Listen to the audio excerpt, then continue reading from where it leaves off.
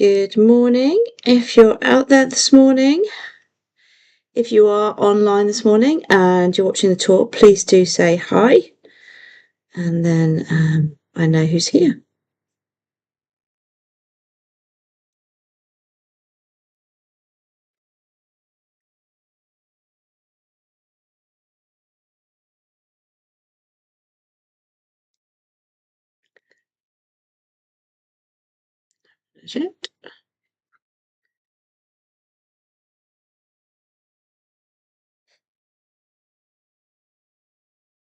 Just keep broadcasting for a little bit and see if anybody pops on.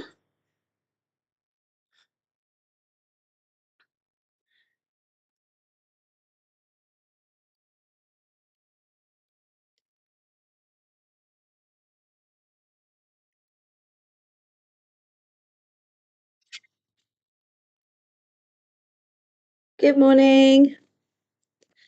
If you're in the chat, if you'd like to say good morning, just pop out hi in the chat there, then that would be great. Good morning, Susan. How are you? Looks like it just might be the two of us this morning. I'm sure other people will pop on. Oh no, Melissa, good morning.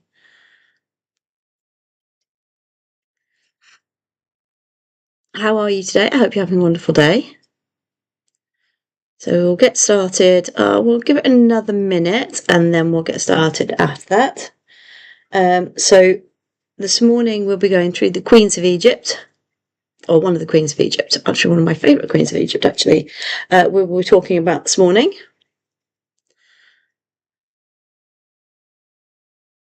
It's funny, I take my glasses off and then I can't see the chat on the screen, so I have to go right into it and look really closely at it again.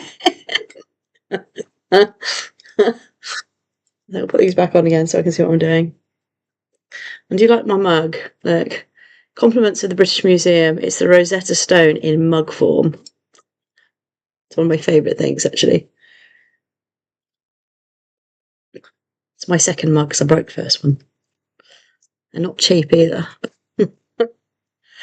So, what are we going to be talking about today? Well, we are going to be talking about the one of my favourite pharaohs, actually. She was a queen to start with and then became a pharaoh later on. She's shrouded, should I say, in a lot of mystery. And it's part of the dynasties where there was an awful lot of very powerful women. So, I know lots of you are probably going to think I'm going to say Hatshepsut, but this morning I'm going to be saying Hatshepsut.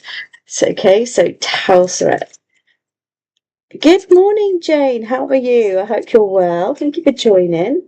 Let me just get to my notes because, you know me, my brain is pretty good, but sometimes it does need a bit of prompting first thing in the morning because it still is 8 o'clock here, so I've only just woken up, and with all the World Cup shenanigans that has been going on, I've been going to bed quite late, which is I know it's more of a me problem than anything, but you know.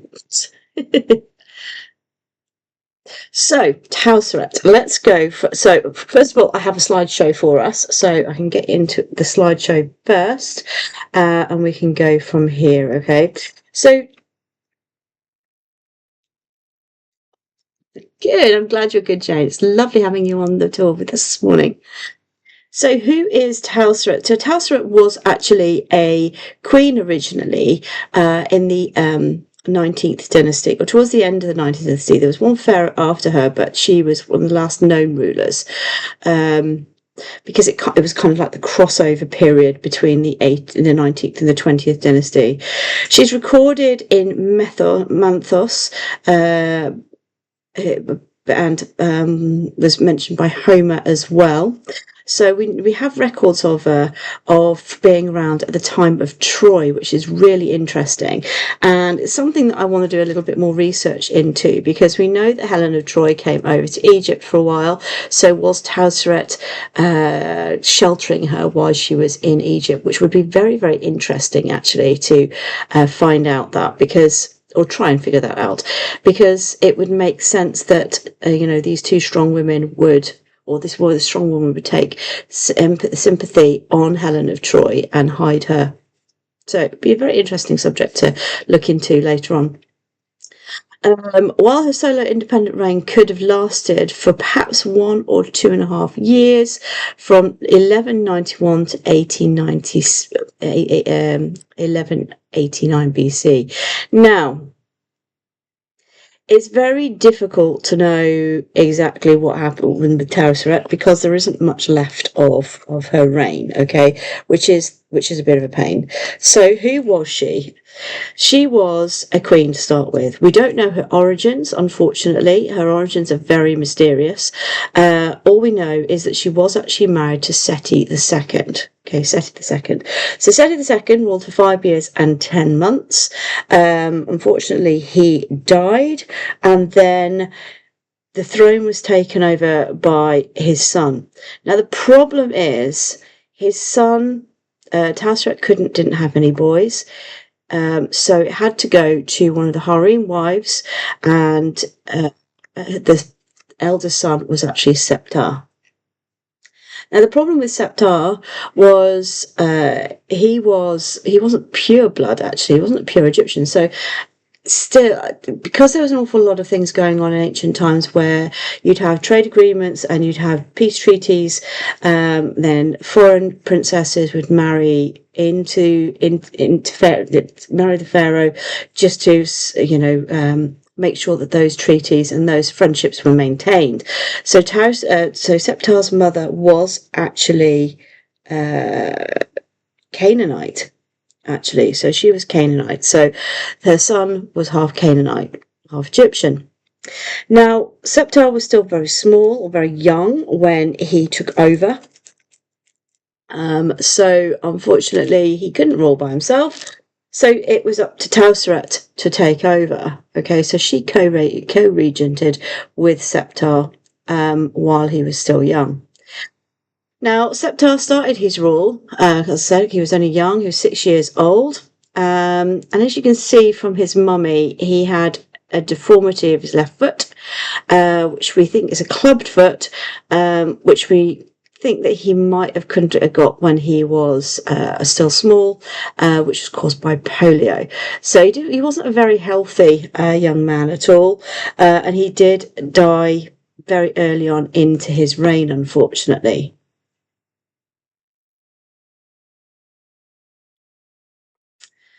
Now, this is where things get very interesting and where I picked up the story, because when you go to Egypt and you go around with lots of guides, they will all tell you that Hatshepsut tried to copy Hatshepsut, and basically she, when I say copy Hatshepsut, I mean in the bad aspects. So she ended up taking a lover, and the lover was this gentleman called Bey, where Hatshepsut has Senefer, Hatshepsut had Bey, supposedly. Now it's all very interesting because they think it actually solidifies this, because Bey actually, when he was sort of like when he had the position of power, he was able to make very, very big quotes and very big. He was very good at saying that I'm a kingmaker. I am the bringer of the person that brings the two lands together, and he had some very, very big grand. He said some very grand things for somebody that was just basically a counsellor. Okay. So we know that he was around during Seti II's time. So he was like a voice of information for Seti II, but also we know that he was helping out Hatshepsut in the time of her taking over and Septar stepping on the throne, because there was another possibility for Pharaoh, candidate for Pharaoh at the time, but they went with Septar instead of this other one, which is a bit strange because you think Septar wasn't very strong character, so therefore he wasn't a very good candidate for being pharaoh at all, but he did take over. Now, the interesting thing about Bey is he's actually half Syrian. He is actually Canaanite himself, so from the Syria area. Okay, so he is Canaanite. Now, read into that what you will, which I did because I like coming up with theories and ideas. I'm not saying that him and Telseret didn't have a relationship, but what I am saying is that it took a bit of a turn later on, okay, and not that late, far into her pharaohship, if you like.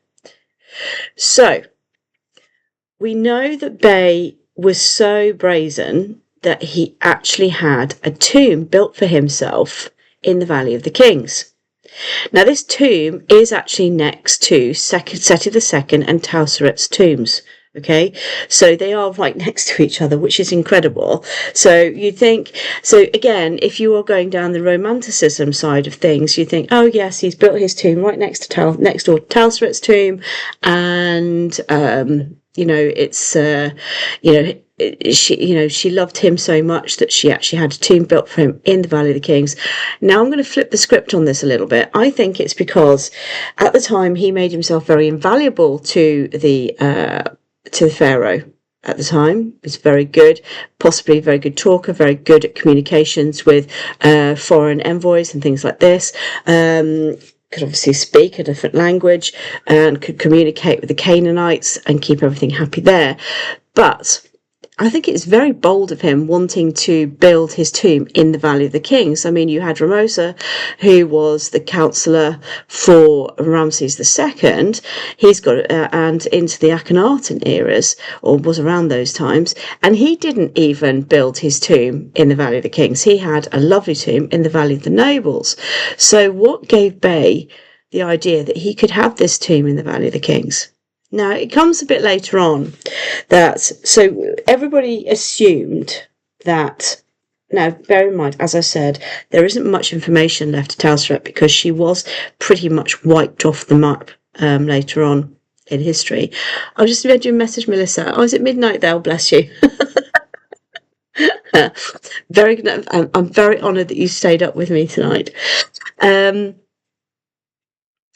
It wasn't until a few years ago that they were doing like an audit in the Louvre Museum in Paris, and 2 bits of ostraca were found. Okay, I'm still trying to find the photographs of these ostraca because I think it's absolutely fascinating.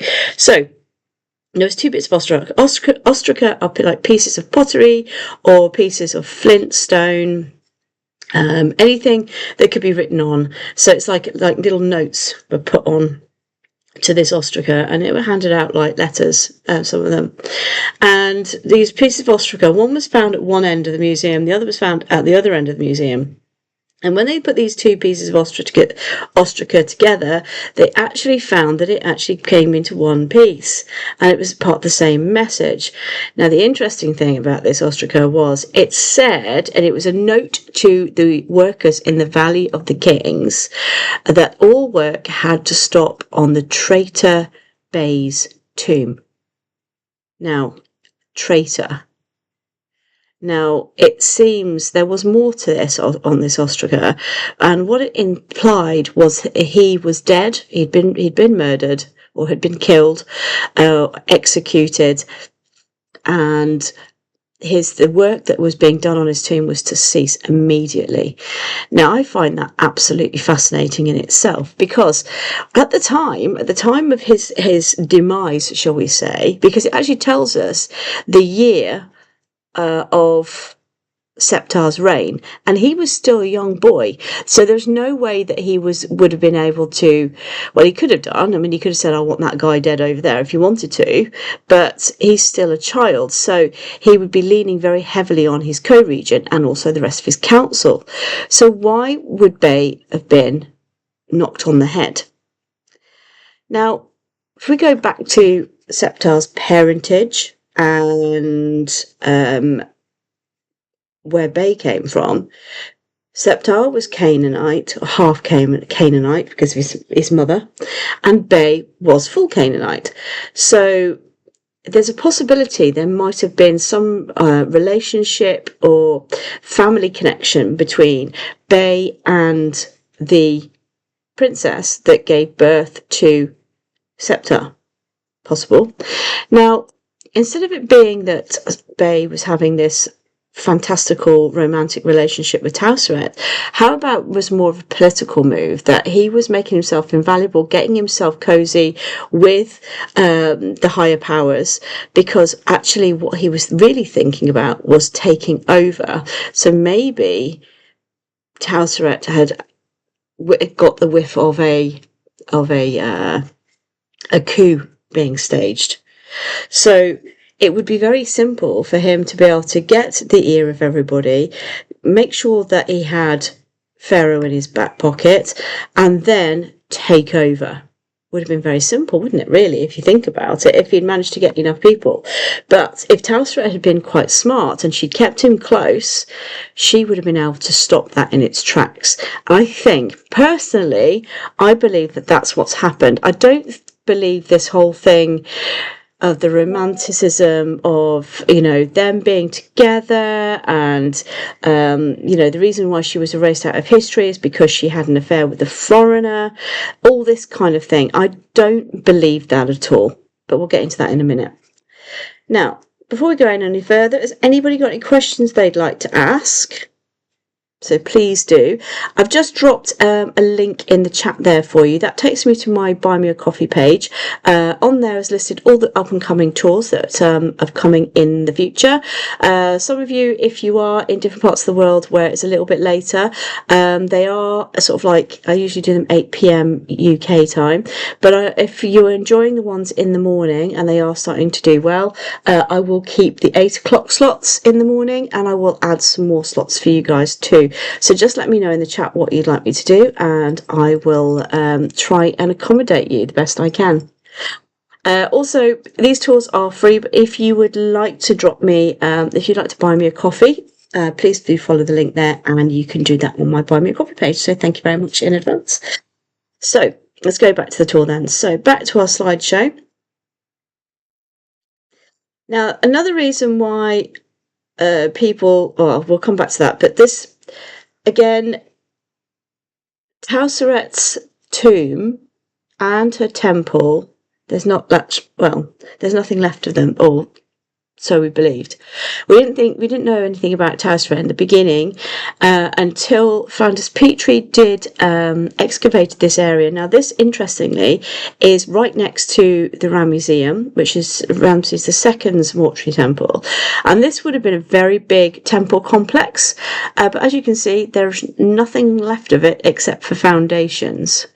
It was, as I said, was excavated by Flanders Petrie. He found one of the only blocks with her cartouche on, so her name on it, and also some little bits in the ground. I'm hoping that they are going to re-excavate this area, because I think there's a lot more to be found there still. But unfortunately, her mortuary temple has completely gone. So sometime in history, somebody's decided to wipe out this pharaoh's name. Not only that, the pharaoh that took over from her, he actually usurped her tomb and had her name erased from the whole tomb, except for one cartouche in her tomb. Now, that was interesting. And then when archaeologists looked at her tomb a little bit closer later on, they found that a lot of the cartouches with this new pharaoh's name on had been plastered over, and there was actually a name of another pharaoh underneath, and it happened to be Tauceret. So we know that the tomb that I will show you in a moment on video is Tauceret's tomb, but it was usurped by somebody else. Now, the reason they think that her and Bay were having a ding-dong is because they found Tauceret's sarcophagus in Bay's tomb. But this is some pictures of her tomb here. As I said, we will go and have a look at it properly in a minute. There's another evidence of Tauceret. So there was a stela at Elephantine Island with her name on as well, which is quite interesting. I was very, very lucky a few months ago, and I do have all the video ready to go to be put together to actually make a YouTube video for you guys. Is I actually went to the Ramses II exhibition at Battersea Power Station in London, and if you know me from previous tours, you know that me and Ramses don't get on very well. I don't like him at all. I do have my reasons for that, and I will do a whole tour on why I hate Ramses II in a few weeks' time. But what I was really, really surprised and extremely happy about was when I went in and I found that it wasn't just Ramses II's things that were in there. There were other pharaohs too, and these earrings are actually Tauseret's earrings. So we have her earrings and we have her signet ring. So two things that belonged to this amazing queen come pharaoh. And literally, it stopped me in my tracks when I was going around this exhibition, and I was there for at least 20 minutes just staring at these wonderful, wonderful things. I mean, they were just amazing to be able to see them. I loved every second of seeing them, actually. So these are her earrings. And then this is the signet ring. I think I made the security a little bit nervous at one point because I was trying to look underneath, because underneath the scarab that you can see on the ring there, because it's only a tiny little ring, it might just about fit my little finger, there would have been hieroglyphic text in there with Tauseret's name on, so I really wanted to see that. Now in Egypt, when they put these things in museums, they actually put a mirror underneath, so you can look into the mirror and it shows the back of the rings. But unfortunately here they didn't do that, which was a real shame, because it would have been so nice to be able to see that and take a photograph of the nameplate as well.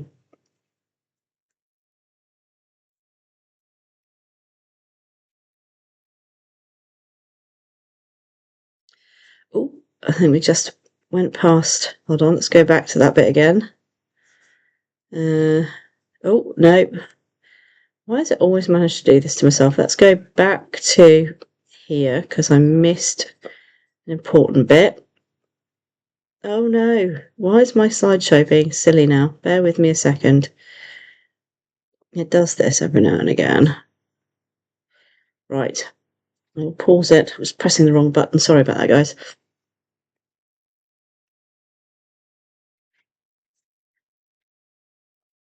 So this is how they found Tauseret's sarcophagus. So this is her sarcophagus, and as I said, it was in the tomb next door, which was Bey's tomb.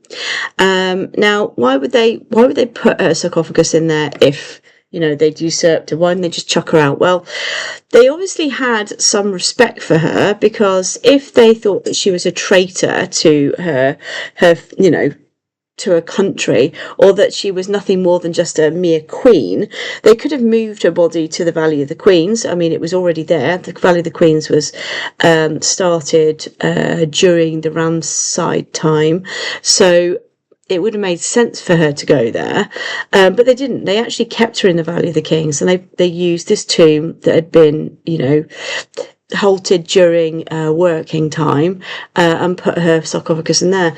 Now, a lot of people said, oh, it's because she wanted to be close to Bey. I don't think that's true whatsoever. I think she was put in there because they usurped her tomb. The only thing that they couldn't reuse is her sarcophagus, because obviously it's covered in her name, and you know, it's her face and things like this. It's very feminine for a pharaoh anyway. You can see that from the lid. So therefore put her in this tomb. And also it's close to the tomb. What I would be interested to find out actually is if there were any, like, because it is almost parallel to her tomb, whether there are any shafts that go between the two tombs, which would mean that she would be able to, her car would be able to go into her tomb if she needed to be able to read the spells from the Book of the Dead. And all the other bits she needed to get into the afterlife. Now, her sarcophagus now is in the Luxor Museum, and you can go and see that. It's a pain where they put it, really, because you can kind of look down on it, but you can't look down on it properly to get a good photo of the lid. And the lighting's not very good in there either for it. So, but this is actually her sarcophagus that's in the Luxor Museum. So what we're going to do now is we're going to go to her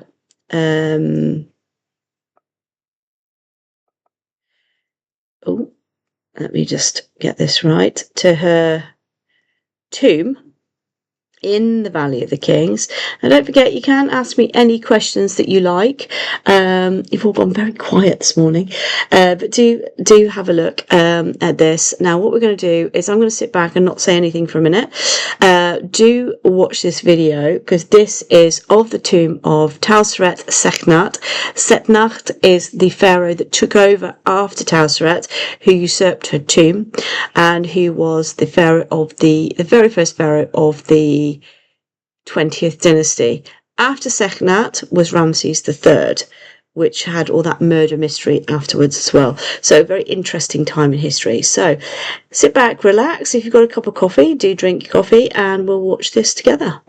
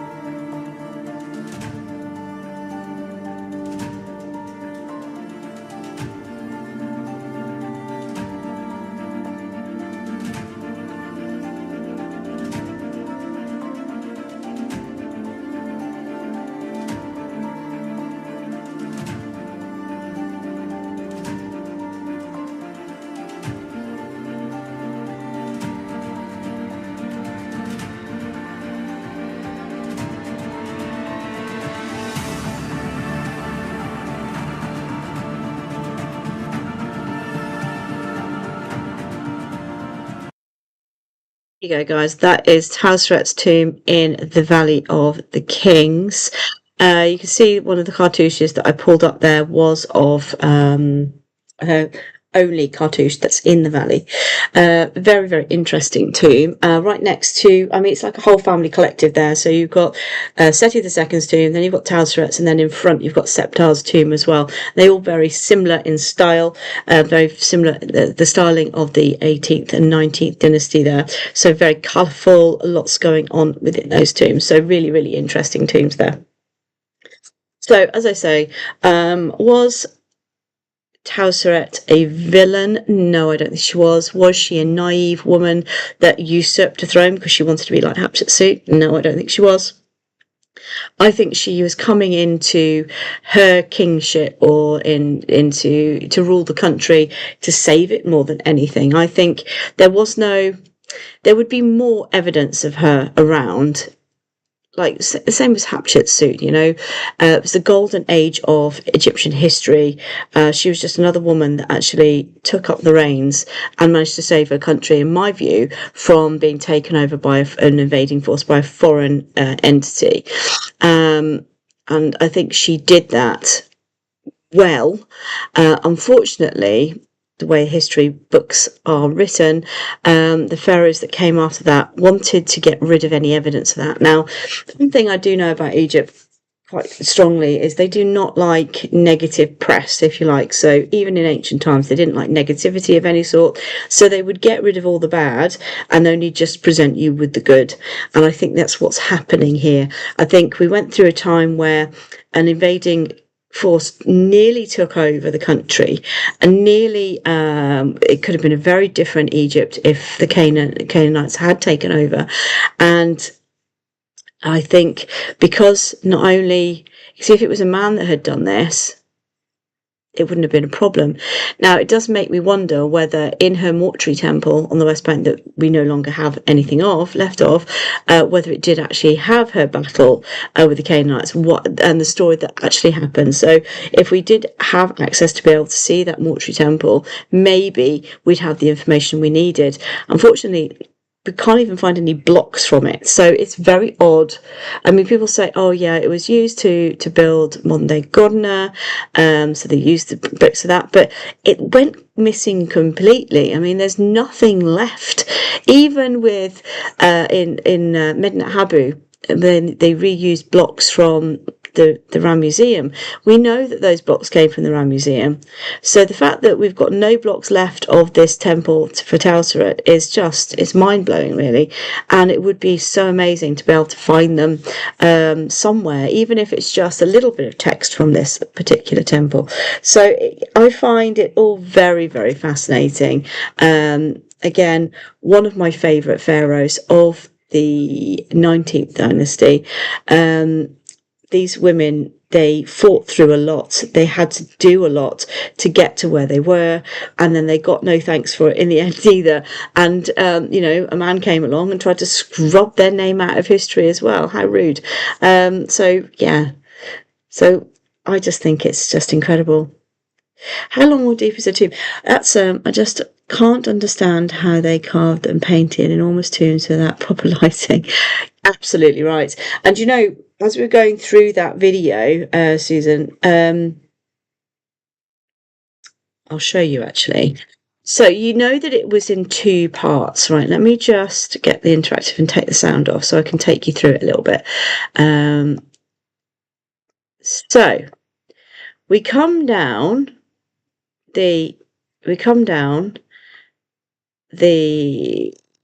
into the tomb.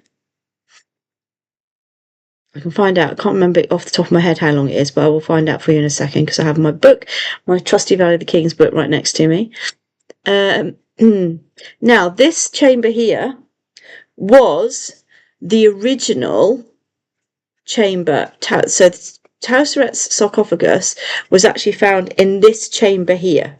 So this is where the tomb originally stopped, okay?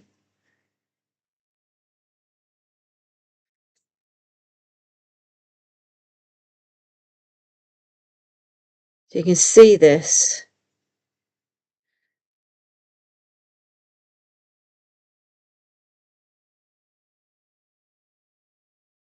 Okay, and then this bit here that we're going down in now is actually the extended bit. So Seknat decided that he didn't just want to have, I mean, it was all fully decorated, as you can see, but Seknat then went and had this bit added to it, and they never finished it. which I find fascinating. So they started it, but they didn't finish it. And also his sarcophagus has been completely destroyed, whereas Hatshepsut is still in one piece pretty much. So yeah, very interesting. Her tomb was 100 meters underground, so 100 meters, and it was all this is carved out of the limestone. Limestone is quite soft, so it's not as hard to quarry as you think it would be. I always find that the thing that's the hardest to quarry in these things is the sarcophaguses, because they're actually made out of red granite. Yeah, so this is her original place in here. So that is her tomb where her sarcophagus was found. And the lighting thing, they believe that they use mirrors. They didn't use fire inside the tombs because obviously that would have destroyed any of the paintwork. But they would use the sun to be able to like reflect off down into the tomb, so it would light it up that way. So you'd use mirrors, reflective things to be able to push that sun down into a tomb. So I mean, again, you need quite big mirrors to be able to do that. It must have been hotter than Hades in there to be able to work in those conditions. But thank you for your question. It's a very nice question. Thank you. Anybody else have any questions before we wrap up our tour this morning? First of all, have you enjoyed coming along with me this morning? That should be the first question I ask you. Hopefully you've enjoyed coming along on this tour into ancient Egypt and into the background of the wonderful Hatshepsut. As I said, she is one of my favourite pharaohs. She would have been awarded one of these, which is the Fly of Valor. Fly of Valor. I know. Why a fly? Bit of a weird one, isn't it?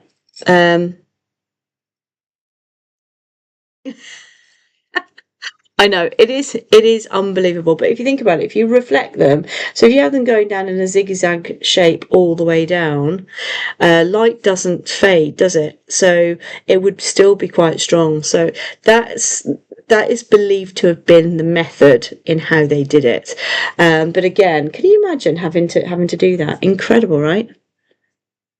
Her tomb is beautiful. It is absolutely stunning. It's one of my favourite. I always say this, they're all my favourites really, but it is one of my favourites because it is so shrouded in mystery of a woman that deserved a lot more from her people really. But as I said, again, women were erased out of history later on. So why or for what reason? Who knows? It's just one of those things. I mean, the patriarchy, I suppose, isn't it? Yeah. So, anybody else got any other questions they'd like to ask?